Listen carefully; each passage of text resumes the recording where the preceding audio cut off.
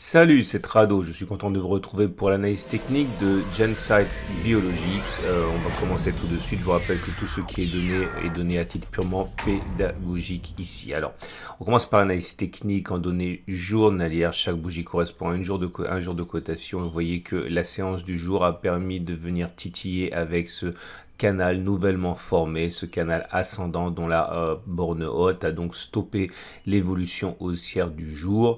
La bonne nouvelle, c'est que nous avons réussi à casser une résistance importante, la résistance journalière des 8,82-8,87, zone qui avait été créée le 13 janvier et en dessous de laquelle on a évolué depuis.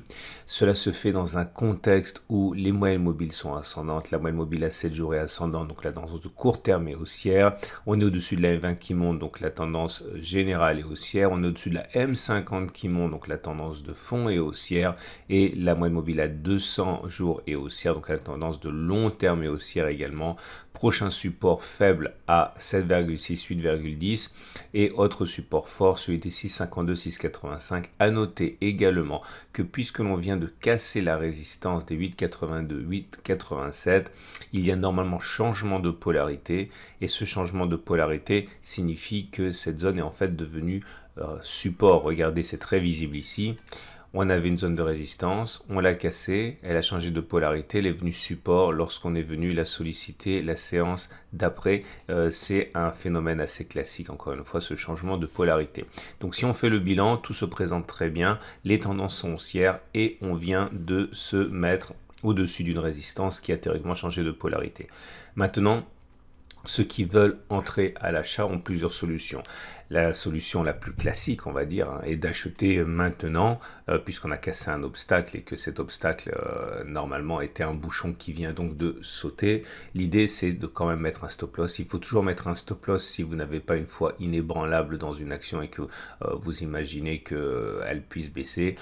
Traditionnellement, classiquement, c'est en dessous d'une résistance qu'il faut mettre un stop. Le problème de ce stop, c'est que plus vous le mettez serré, plus il risque d'être touché, plus vous le mettez large, plus cela implique que vous visiez un objectif important pour que le jeu envahisse la chandelle. Donc clairement, si on met un stop, on va dire assez large en dessous de la résistance qui aurait changé de polarité, eh bien on peut le mettre par exemple à moins 9%, ce sera un stop suffisamment large. Il faut donc du coup viser au moins 9% à la hausse pour que ce soit intéressant. Effectivement, les traders débutants doivent toujours partir du principe qu'ils auront raison une fois sur deux, donc l'argent se fait en gagnant plus quand on a raison qu'on ne perd quand on a tort.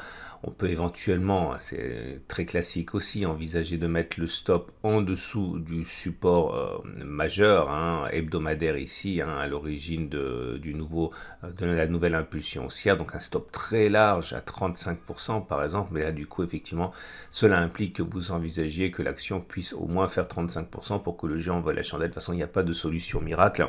De toute manière, soit on prend un stop large avec des objectifs ambitieux, soit on prend des stops serrés avec des objectifs moins ambitieux. Alors, maintenant, le problème est à chercher du côté des données hebdomadaires. Alors, je vais basculer en données hebdomadaires. Maintenant, chaque bougie correspond à une semaine de cotation et vous allez voir que l'analyse technique peut vous apporter des indications intéressantes. La première des choses, c'est de repérer cette histoire de cassure de résistance. Ok, là, je vous ai expliqué que si on arrivait à se maintenir au-dessus de cette résistance, attention, on est ici en données hebdomadaires, donc les bougies seront complètement formées à la fin de la semaine.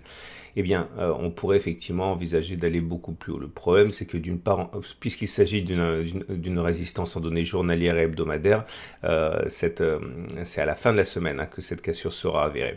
Ce qui m'intéresse ici à vous montrer, c'est ce qui s'est passé les précédentes fois qu'on a cassé des résistances sur les données hebdomadaires.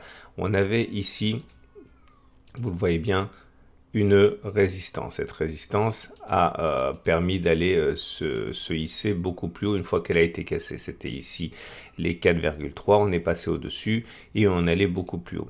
On a également ici une autre résistance hebdomadaire qui a été cassée, ça remonte à pas mal de temps et qui derrière a permis d'aller beaucoup plus haut. Et encore une autre ici qui a été cassée et qui a donné le là pour une nouvelle attaque haussière. Et actuellement, on l'a dit, on est en train de batailler sur ce niveau.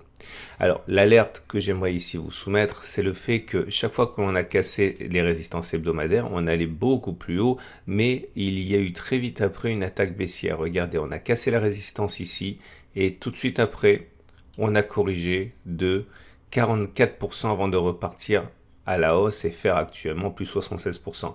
Là, de la même manière, on a cassé cette résistance et tout de suite après, on a régressé de 28% avant de repasser effectivement en positif. Si j'en parle, c'est parce que justement, ce qui risque de produire, s'il se passe la même chose que les dernières fois, ce serait éventuellement donc une progression avant une attaque très significative nous amenant à perdre 20, 30, 40%. J'en parle parce que si vous achetez maintenant, vous devez déjà savoir ce que vous ferez à ce moment où ça se produira, si cela se produit comme toutes les fois précédentes. Est-ce que vous allez réussir à tenir votre position lorsque l'action va perdre 20, 30, 40% avant de reprendre de l'altitude ou pas? Si c'est le cas, je pense que certains doivent considérer prendre une position peut-être moins importante afin de gérer le niveau de stress qui serait occasionné par une perte de 20, 30, 40%. Après, bien sûr, l'autre solution, c'est de mettre des stops serrés pour ne pas subir cette baisse, c'est-à-dire remonter votre stop loss, remonter votre trailing stop, remonter votre prise de profit au fur et à mesure que l'action monte pour verrouiller vos profits pour ne pas subir cette baisse. Voilà, c'en est terminé de mon analyse technique. J'espère que cela vous aiguillera. Je vous invite à considérer de me suivre sur Twitter, sur Boursorama, sur YouTube. Tous les jours, je produis de nouvelles analyses techniques. N'hésitez pas à vous abonner d'une manière ou d'une autre à mon flux si vous voulez sortir du trading incantatoire et apprendre à trader de manière scientifique, probabiliste, comme le font ceux dont c'est le métier. Je vous dis à très vite pour une autre analyse technique.